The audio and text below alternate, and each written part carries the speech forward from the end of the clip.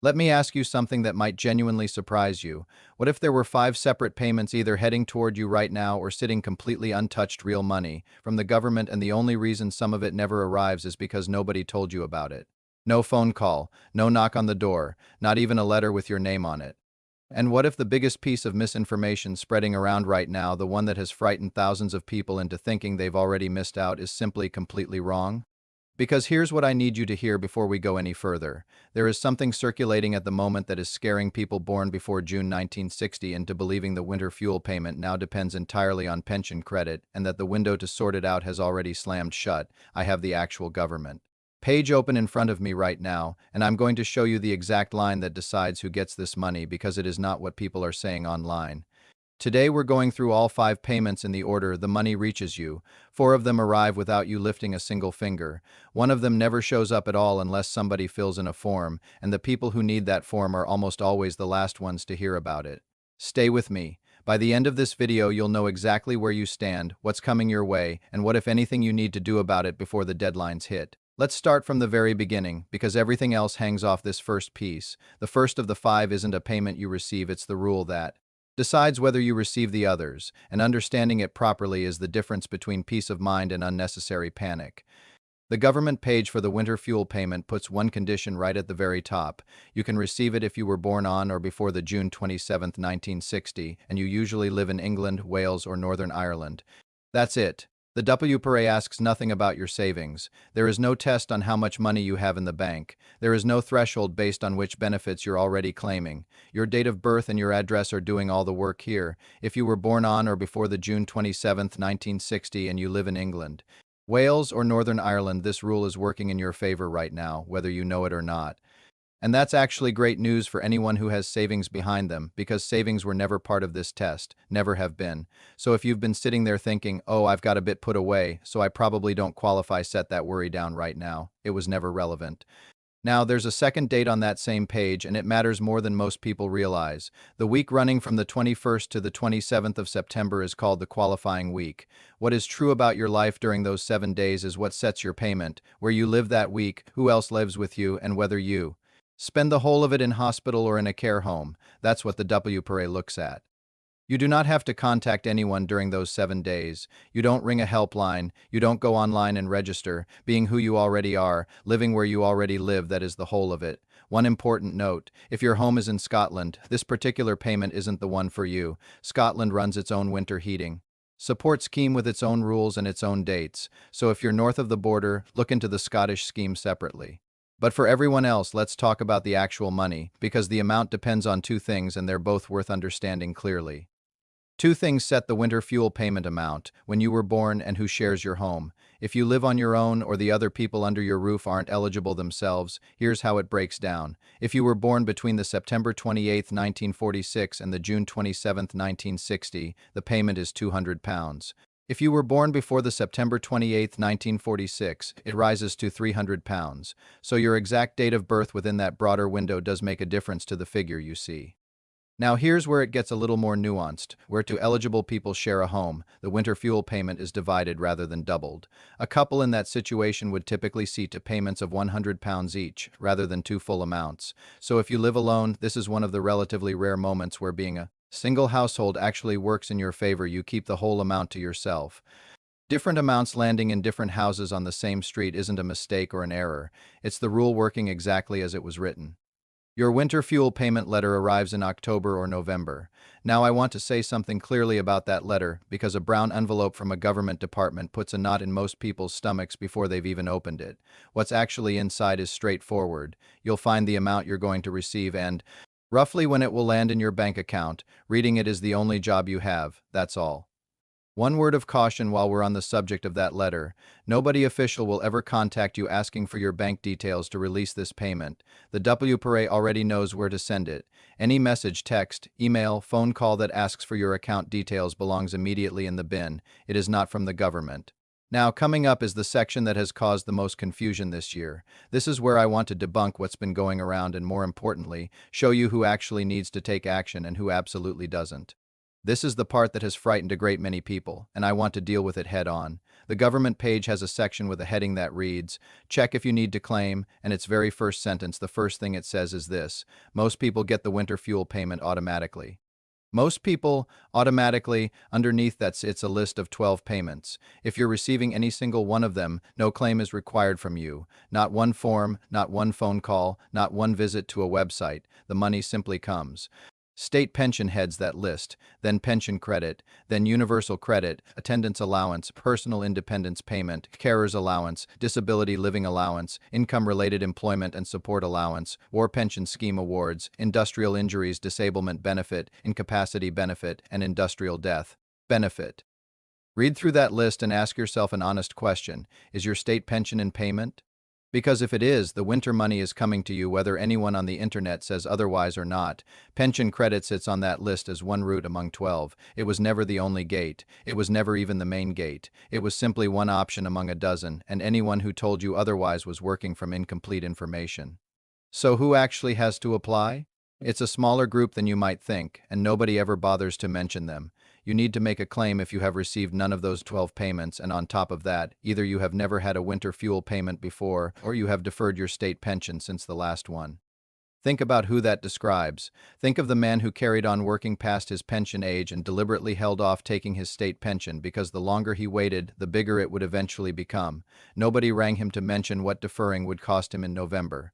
Think of the woman who has managed her whole life on a small private income and savings. She has never had a penny from the WPRA and takes a quiet pride in that fact.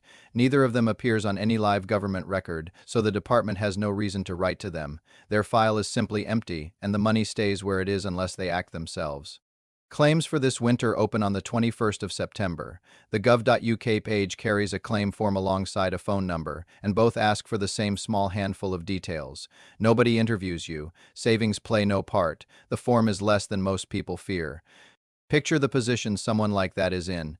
A woman of 72 who has never once claimed anything in her life, sitting at home waiting for the letter that everyone else on her street received. She assumes the WPRA knows about her because the WPRA knows about everybody, except her file is empty, so nothing there triggers a payment. The letter never comes, and she never asks why. Not sure which group you're in? There's a 10-second test. Look at what actually lands in your bank account each month from the government. If a state pension is going in, you're in the automatic group. If any of the other 11 payments on that list appears same result, no action needed. If the only money coming in is a private pension or interest from savings, you're in the group that needs to ask. If that description fits you or your brother or the neighbor who always says she doesn't claim anything, the form and the title of this video is yours, and it is the difference between £200 and nothing. One more thing, a letter that should have reached you by the end of November and never came is worth a phone call to the WPRA. Don't just assume it got lost and let it go. This is the fourth of the 5, and I want to be direct with you. This is the one with the most money behind it, and it is the one most often left sitting on the shelf. On its own, pension credit is worth more than the winter fuel payment. It tops up a low weekly income to a guaranteed minimum, and it helps the most where one person lives alone on a single state pension, because that's where the gap between what's coming in and what's needed is usually the widest. The government's own estimate is that up to 880,000 households entitled to pension credit are not claiming a single penny of it. That is not a rounding error. That is nearly 1 million households with money available to them that never arrives. Some of you are already thinking, I wouldn't qualify anyway, and I understand that, but 3 beliefs keep people away from pension credit, and all 3 deserve a second look. The first is owning your home. A great many people assume a paid-off house rules them out. It doesn't. The pension credit calculation looks at what's coming in each week, not at the roof over your head. The second is savings. Money in the bank does count above a certain level, but a modest rainy day fund does not shut the door entirely. It's worth running the numbers rather than assuming the answer is no. The third is the word itself. Benefit sounds like charity to people who spent 40 years paying national insurance contributions. It isn't charity. Those contributions are precisely why it exists. And there's a fourth reason that quietly costs people the most. Some of you applied years ago, were turned down, and have treated that answer as permanent ever since. Here's what you need to know. Income thresholds move every April. The death of a partner moves them fastest of all, because an income that was comfortable for 2 can drop well below the qualifying line for 1. An old refusal describes an old situation. It does not describe today. Here is the part that matters most right now, so please listen carefully. A pension credit claim can be backdated by 3 months. The government page says it plainly. Your application can only be backdated by 3 months, which means a call made this week doesn't just cover the weeks ahead, it can reach back into the summer that has already gone. And pension credit almost never arrives on its own. Being awarded even a small amount can open the door to a council tax reduction. Help with NHS costs, dental treatment, glasses comes with it. So does the warm home discount on your electricity bill, and a free television license once you turn 75, one award and several other doors open alongside it. That's why this is the item I would move on first, above everything else in this video. The number for the pension credit claim line is 0800991234. When somebody picks up, use these words exactly. I would like to make a claim for pension credit, and please backdate it as far as the rules allow. Have your national insurance number beside you, along with rough figures for your income and savings both for today and for 3 months ago. The call is free, and if you'd rather have somebody sitting with you while you do it, Citizens Advice, Money Helper, and Age UK will all go through the application with you, and none of them charges a penny. If you do one thing after watching this video, make it this call. The backdating alone makes this the most time-sensitive item on the entire list. Now, the fifth isn't a payment coming in at all. It's a rule that decides whether the winter fuel money actually stays in your account once it arrives. This one applies to a smaller group, but it's worth 2 minutes of your time, especially if your income is above average. If your total income for the tax year is over £35,000, Hummer C takes the winter fuel payment back, and total income here means everything added together. Your state pension, plus any private or workplace pension, plus earnings if you're still working, plus any taxable interest on your savings, all of it combined, working. Past pension age is where this catches people most often, because wages push people over that line more reliably than pensions do. The recovery doesn't arrive as a stern demand through your letterbox, which is what most people brace themselves for. It comes back either through a change to your tax code or through your self-assessment return, on a £200 payment collected through a tax code that works out at roughly £17 a month, so it's not a sudden shock, but it is money leaving you. Below that income line, the payment is simply yours and nothing happens at all. Now, some people above the line would genuinely rather the payment never arrived than have it clawed back later and have to think about it. There is a way to arrange that, and it has a hard deadline. You can opt out of the winter fuel payment before 11:59 in the evening on the 20th of September. Opting out doesn't touch your state pension, and you don't have to repeat the decision every year because it carries forward until you choose to opt back in. But think carefully before you use that option.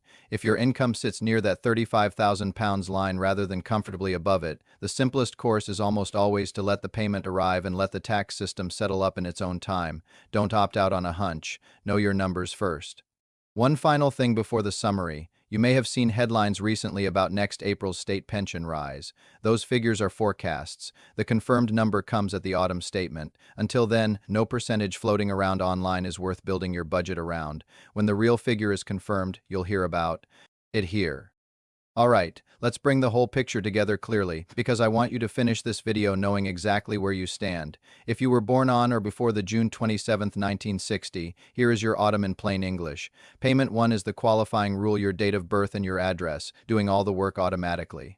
During the qualifying week of the 21st to the 27th of September, Payment 2 is the actual winter fuel money, £200 if you were born between September 1946 and June 1960, £300 if you were born before September 1946, arriving with a letter in October or November. No action required for the vast majority of you. Payment 3 is the automatic system and the small group it misses.